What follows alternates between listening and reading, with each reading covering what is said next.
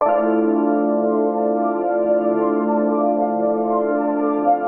KCRW, this is Nocturne.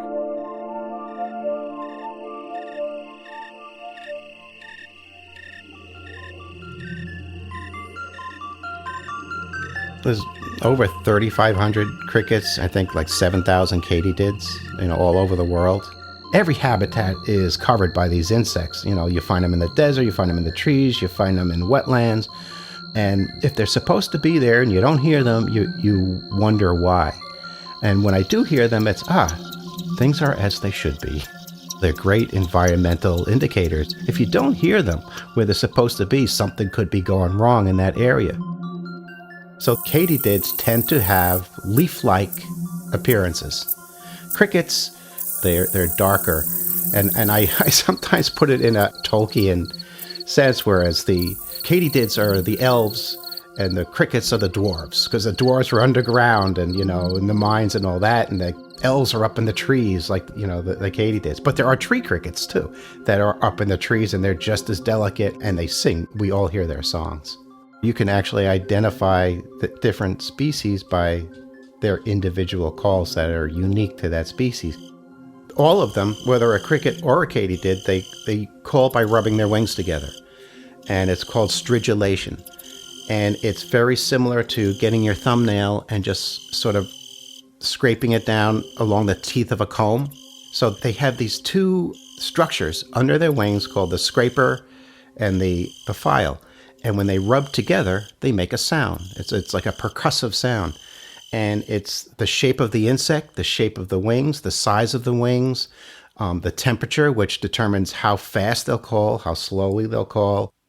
Also, all of these insect songs are affected by the temperature, their surrounding temperature. When it's warmer, they sing more rapidly. When it's cooler, they slow down. And that has to do with wing muscles in the thorax. If you're cold, you kind of tense up and you sort of slow down and you shiver a little bit.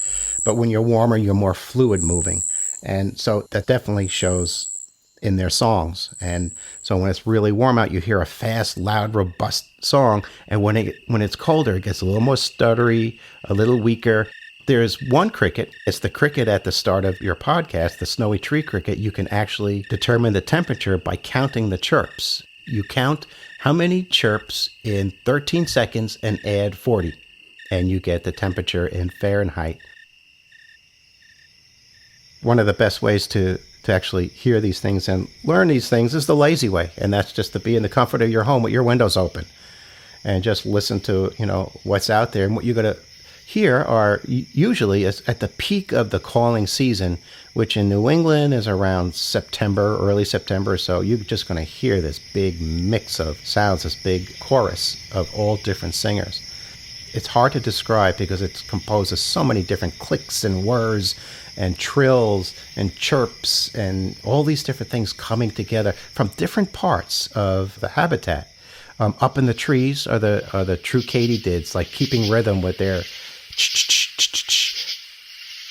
Oh, and there's the angle wings that sound like little pebbles being clicked together, and you hear them sort of throwing in a little bit of a beat there. And then a little bit lower are the bush crickets, and they also have sort of a dry little that I write as T-S-I-P. That's the sound. And then also around that range are the tree crickets, and those are the real songsters. Those are the ones with a lot of pitch, and they'll either be doing continuous trills or pulsing trills. And then you get into the ground and you have the chirping of the tree crickets. You have the churring of some of the ground crickets. There's the tinkling ground cricket that goes tink, tink, tink, tink, tink, tink, tink, tink from underneath the dry leaves along the edges of my yard. And they tink faster as it gets warmer out. And as it gets colder, it's just tink, tink, tink.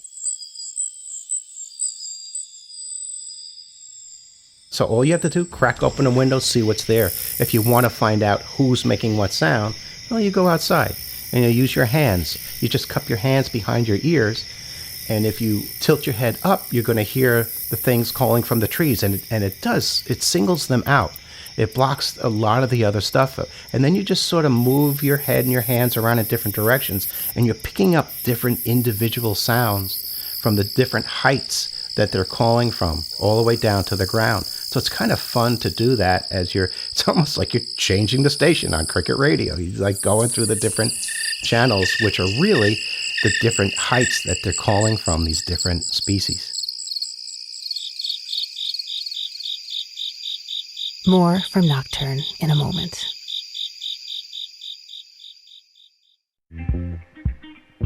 Thank you for listening to this KCRW podcast. In case you don't know us, KCRW is public radio in Los Angeles, bringing the best of NPR to Southern California.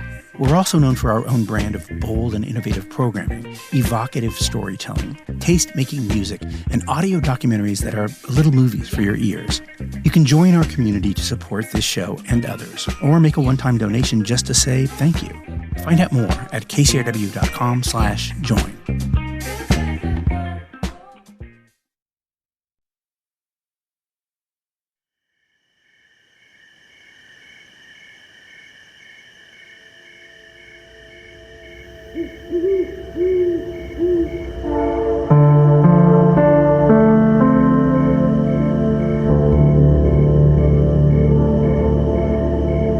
You're listening to Nocturne. I'm Vanessa Lowe.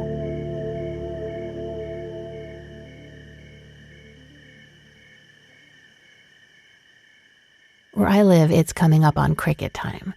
Particularly on warm summer nights, the air is alive with their singing, a sound that activates deep and long-lived memories of sticky, melting ice cream cones, dirt between my toes, and the sound of my father's laughing voice.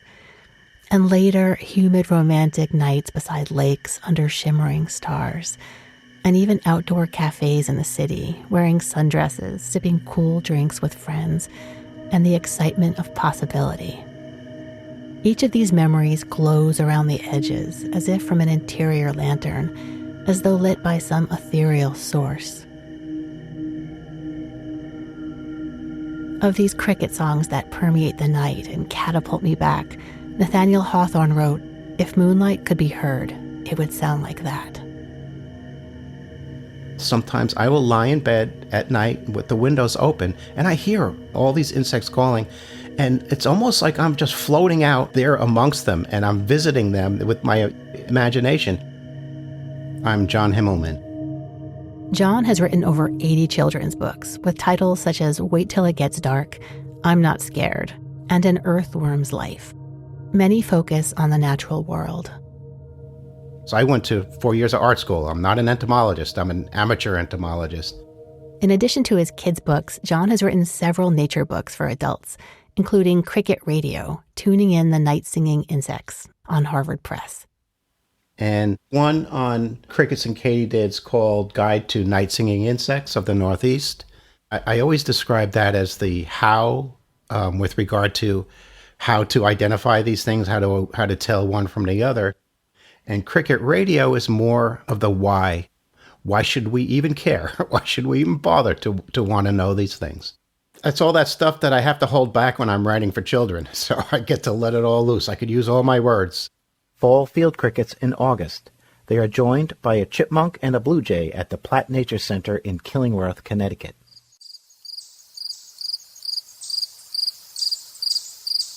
For me, it started with me as I am a night owl. I'm going to bed maybe 4 hours before my wife gets up in the morning. She's the opposite end of the spectrum, and I find myself outdoors a lot at night.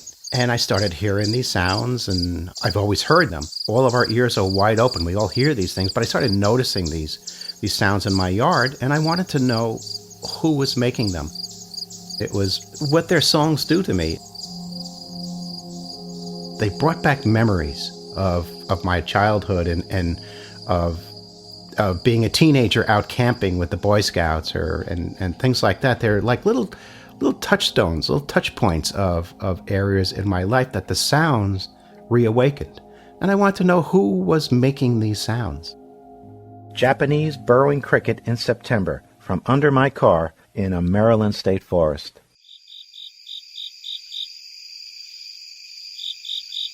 If they were just bugs calling, there wouldn't be as much interest. But it started with me with the true katydids, which you don't get out west, but it's the song that gave the katydids the name katydid, and it's and people hear that mnemonic that Katie did, Katie did, Katie did. When you start hearing them, it's summer. You are in the dog days of summer. You made it. And what that brings me back to was a child. I grew up on a dead end in Long Island, New York. And in the summer, we could play outside late. We didn't have school in the morning. And in that background was the ever-present the sounds of those katydids. And I think I just associated, whether knowing it or not, that sound of the katydid with the freedom of summer, with the freedom of being a kid and getting to play not only outside at night, but in the dark. We had a couple street lights there, but there was just there's something about being out at night, playing with your friends. It's more of an adventure. And that's just one of several callbacks, that the deja vus that sort of come back to me when I hear these sounds. There aren't that many sounds that so universally transport us into peaceful memories and create a sense of calm as they seep into our consciousness. It's easy to imagine that these little insects are feeling mellow themselves, happily creating the soundtracks to summer nights as they lounge about singing of their joy. I do sort of forget that this isn't for me. They're not singing for us. They're singing to survive. They're singing to find mates, and it's usually the males who do most of the singing. And there are a number of reasons. One is the males are establishing territories. They're saying, this is my spot, stay away, other males. And there's also aggressive calls that they'll make if there is another male in the area. And they're also using it to call in females to them. And there's different calls for individual insects. Like you take a field cricket, and they have the one call where they're repelling other males. They have another call when they're attracting, which is usually called their song. They have another call when the female comes. It's very intimate, very quiet, little stuttery call to keep that female there. And it's like they're having a private conversation.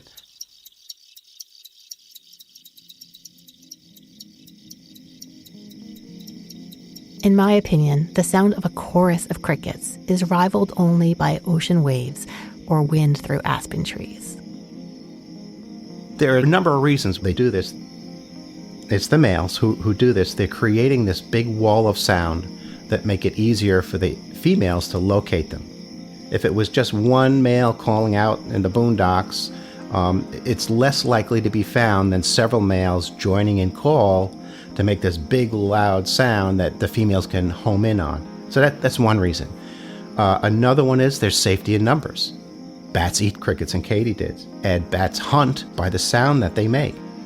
When you have all those sounds coming at once, it's almost a sensory overload. It jams the bat's signals because it doesn't know where to go. So that individual actually benefits in being part of the crowd of callers. And it's not like they all say, all right, guys, let's get this going. What they're doing is they're competing with one another. So that's what you're hearing with these choruses. You have maybe one male will kick it off and another one beside it will, oh, okay, let's get this going. So one starts and the other tries to go a little bit louder. And it's usually not singing at the same exact time. It's singing like maybe a quarter beat later, but we don't notice it. All we hear is them all coming together as this one big joined sound. And it's usually the females are looking for the louder, more robust caller. The lead singer gets all the attention, and that's in human world and in most animal world because they're symbolizing that they're healthy. Insects, I don't think they sing when they feel like it. I think it's sort of a hardwired thing that, through evolution that certain temperatures, different times of year, the amount of daylight and different things trigger that song. And they're just going to go into song when that time is right. Springfield cricket courtship call in June from my yard in Killingworth, Connecticut.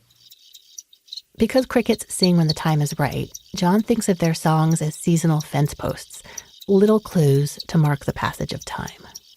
It starts with the Springfield cricket, and then later on, the Eastern sword bearer, and that has that sort of and that's actually one of the fence posts that I talk about as the season progresses. I hear them at first when I'm driving, and the windows are down, and it's usually around July, late July or so, and I hear that sound. It's, oh, it's summer.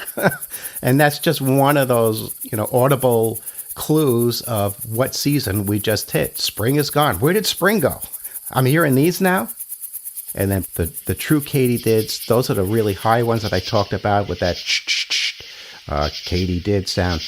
And what happens is as it starts getting colder, they start calling earlier and earlier in the day. So when you first hear them, they're late at night. And then pretty soon, by around September or so, they're calling at 1 o'clock in the afternoon.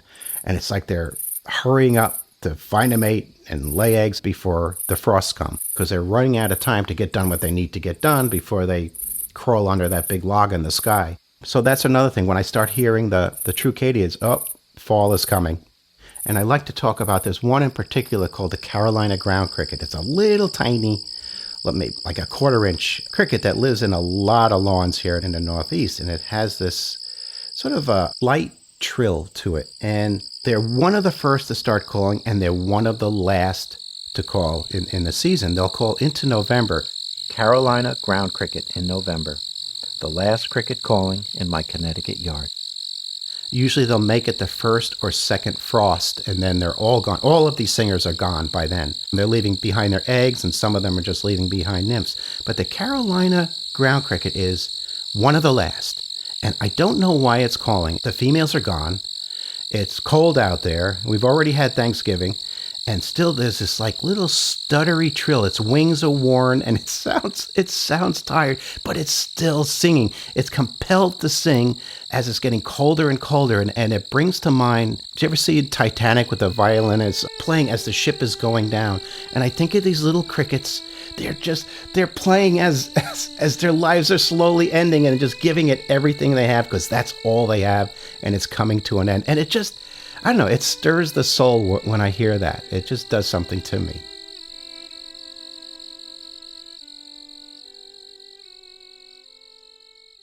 But, I don't think that the calls of insects are made for our enjoyment, and I don't need for that to be the case for me to enjoy them. But the fact that they're pleasant and we get to enjoy them is just a bonus. Different things stir our emotions, and they're not always meant to. I consider myself lucky that I know to appreciate these things. People who don't hear them, I don't think they're as lucky. There's to be able to take joy from events and things that really have nothing to do with you. It's a gift, I think.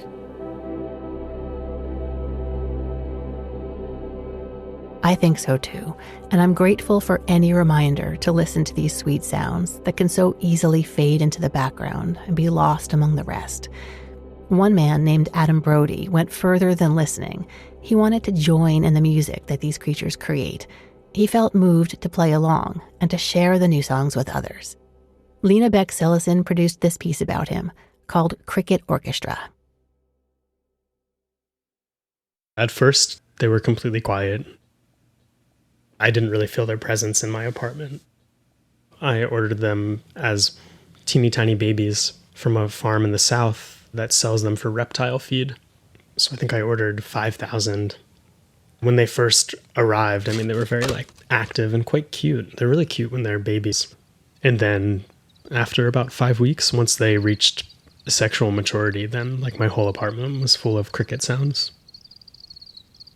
Once they start chirping, it's just the whole space changes.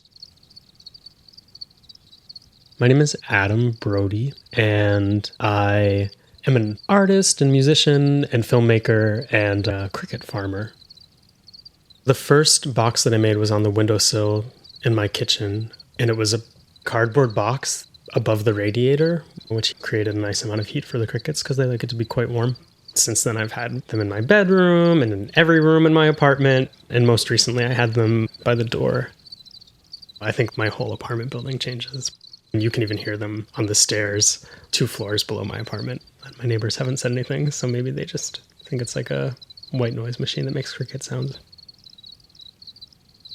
In the summer of 2016, I went to work on a farm in Norway, and when I came back to New York, I missed farm life and the farm chores and being connected to animals on a daily basis.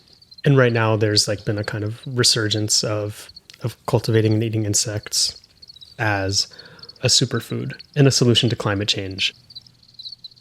They are a very healthy, nutritionally dense, fiber-rich protein.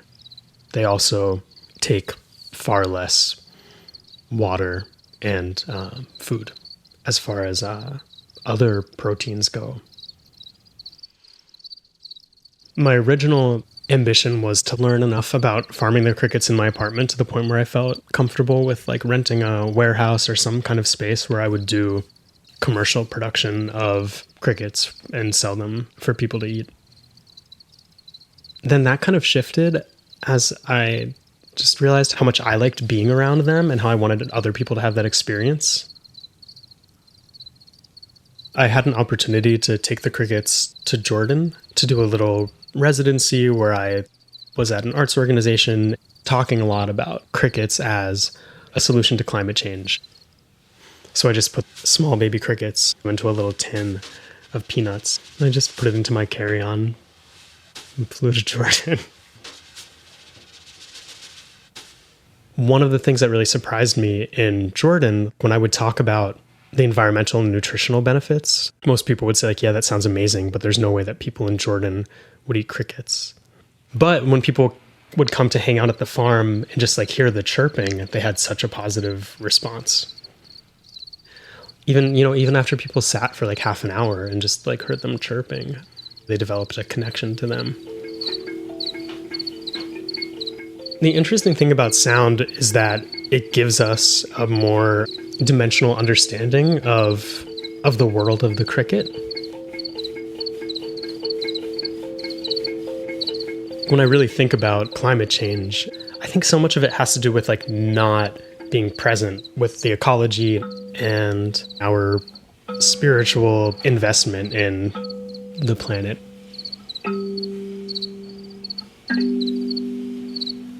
The cricket songs are like the real point of entry into all of that. So I got the idea of bringing the crickets into like a public concert venue in New York, wanting to share the cricket singing with people. I was talking with my friend Jude about it.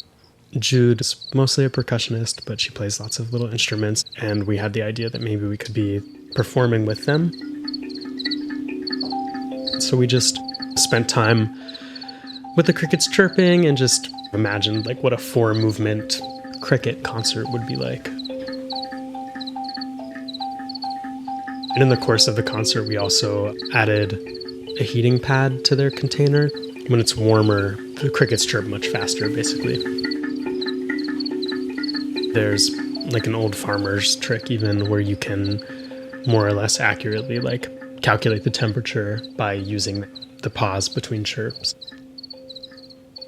Some of the stuff that we were doing was about mimicking the cricket, and then other things were more about creating textures for the chirps to exist in.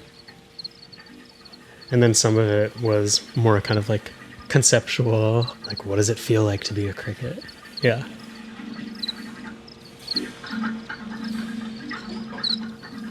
From my experience being around cricket sounds, it feels very calming and therapeutic. In my apartment, at least, I like can't hear the city sounds as much, and it just kind of like creates a really nice aura of calm.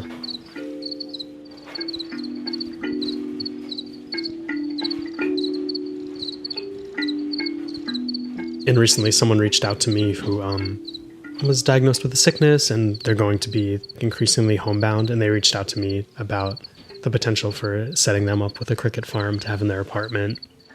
Everyone has some sort of positive association with the sound of cricket singing.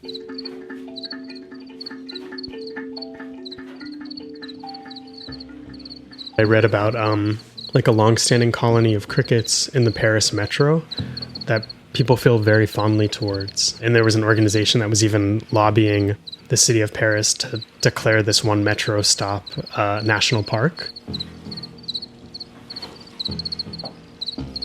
And I actually tried to establish a cricket colony in the subway station near my house. I brought them in a bag, and then I I imagine that their ideal home would be kind of like underneath the platform because people drop food and they can also kind of tuck away when the trains are coming. So I kind of dumped them onto the edge of the tracks. And it didn't work, but I released like 500 crickets into the subway station, hoping that they would make it nicer. They have like different chirps for different reasons, and there are all of these things happening with the crickets that I could relate to. Like, male crickets are like battling with one another to see who gets to chirp the loudest. And when one male cricket loses that battle, he experiences some kind of trauma, which then prevents him from ever chirping as loudly again. I will hear the courtship chirps, so the males are just saying like, I'm here, and waiting for a female. Occasionally, the sweet chirp of what I'm pretty sure is the post-mating chirp, which the male makes to keep the female close. They're most active at night, and at night it gets like it feels much more communal. It feels like something's happening with like the whole colony. Like a lot of the males are locking in and creating polyrhythms, and then you hear different. It's fantastic.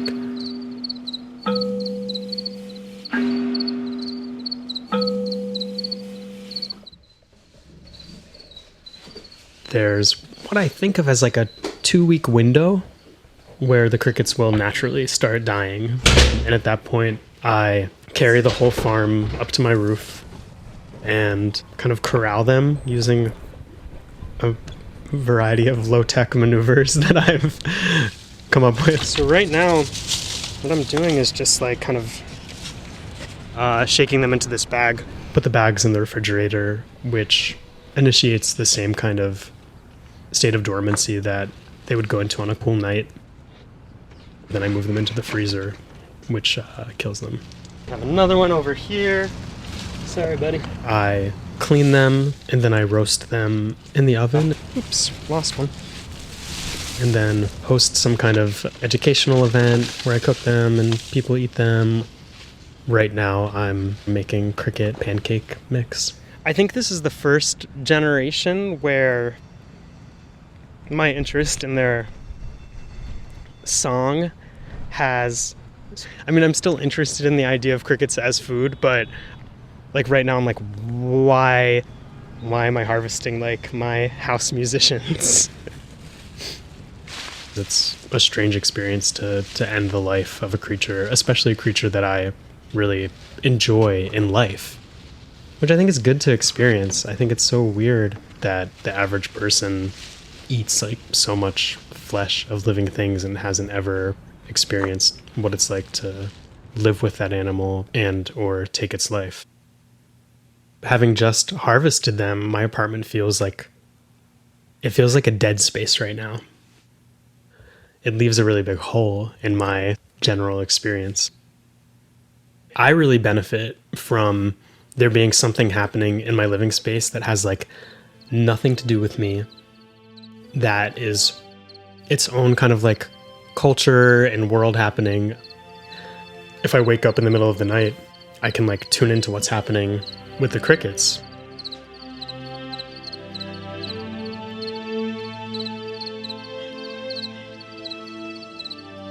In a world where a lot of people, like me included, are fairly addicted to smartphones, I think I'd be more likely if I was having like mild insomnia to like reach for my smartphone to kind of fill that strange nighttime void. But to have crickets, there is no void.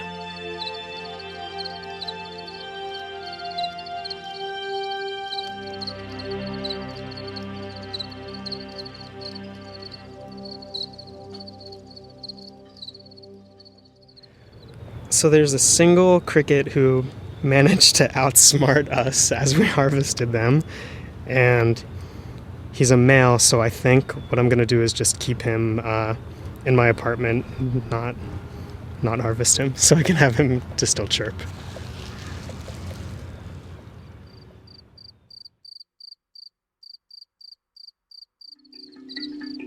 That was Cricket Orchestra from producer Lena Beck-Sillison. You've been listening to Nocturne. I'm Vanessa Lowe. The show is produced by me and was created by myself and Kent Sparling, who also composed the theme music. Nocturne is distributed by KCRW. Our senior editor there is Nick White. Nocturne also gets support from KCRW's Independent Producer Project. You can find information about John Himmelman and Cricket Radio, as well as Lena Beck-Sillison, at our website, nocturnepodcast.org. And while you're there, check out our t-shirts, stickers, and hoodies by clicking on the merch tab.